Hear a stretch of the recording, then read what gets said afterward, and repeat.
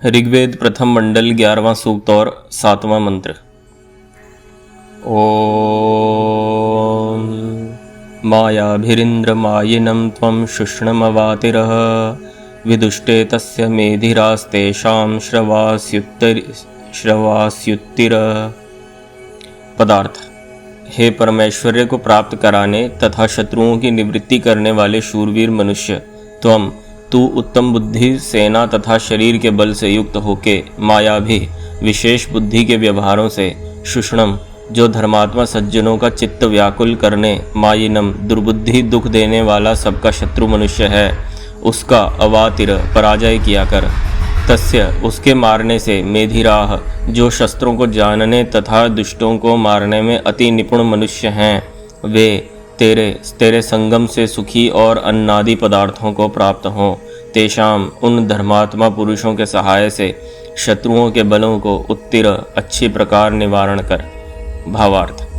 बुद्धिमान मनुष्यों को ईश्वर आज्ञा देते हैं कि साम दाम दंड और भेद की युक्ति से दुष्ट और शत्रुजनों की निवृत्ति करके विद्या और चक्रवर्ती राज्य की यथावत उन्नति करनी चाहिए, तथा जैसे इस संसार में कपटी, छली और दुष्ट पुरुष वृद्धि को प्राप्त ना हो, वैसा उपाय निरंतर करना चाहिए। क्या समझते हैं इससे?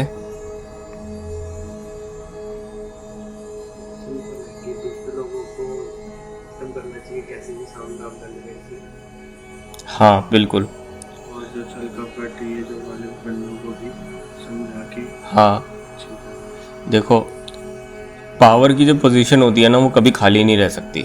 अगर उस जगह पर अच्छा व्यक्ति नहीं होगा तो बुरा उसे अपने आप ही भर देगा, पर वो खाली कभी नहीं रहेगी। देखा जाए तो अच्छा और बुरा व्यक्ति आपस में वर्चस्व की लड़ाई लड़ते हैं, कौन आगे होगा, किसका प्रभाव अधिक होना चाहिए।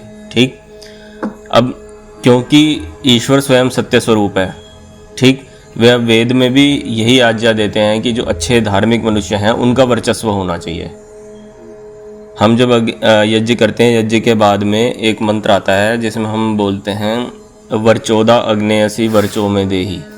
इसका मतलब होता है, हे अग्नि, हे ईश्वर, हे तेज स्वरूप ईश्वर, आप स्वयं वर्चस्व स्वरूप हो। ईश्वर से बड़ा तो वर्चस्व किसी का नहीं है, तो आप जैसा वर्चस्व है आप अपना वर्चस्व हमें भी दीजिए, हम भी आपकी तरह वर्चस्वी हों। तो यानी कि ईश्वर स्वयं सत्य स्वरूप हैं, तो वैसे हम भी सत्य मानने वाले धार्मिक लोग हम वर्चस्व को प्राप्त हों। तो ये मंत्र भी यही बोलता है कि जो बुद्धिमान, धार्मिक और शूरवीर सेनापति या राजा है, वह जो है अपने राज्य से, अपने साम्राज्य से, पृथ्वी से इस तरह के जो गलत लोग हैं, जो कि लोगों को सही ढंग से जीने में दुख देते हैं, बीच में रोड़ा बनते हैं, उनका निवारण करे किसी भी तरह से। ये पहली ड्यूटी है उनकी। उनको हटाने के बाद जो धार्मिक सज्जन पुरुष हैं उनकी वृद्धि होगी। सीधी सी बात है, जब बुरे हटेंगे तो अच्छे बढ़ेंगे, और जब अच्छे बढ़ेंगे तो सब जगह पे सुख फैलेगा।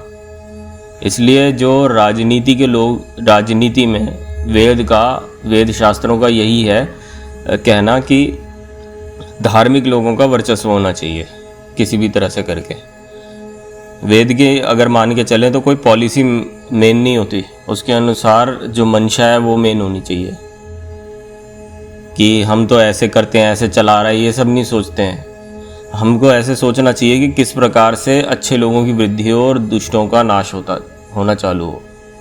तो ये तभी हो सकता है जब कोई व्यक्ति वेद को पढ़ेगा, जानेगा और उसका अनुसरण करेगा। ठीक है। ओ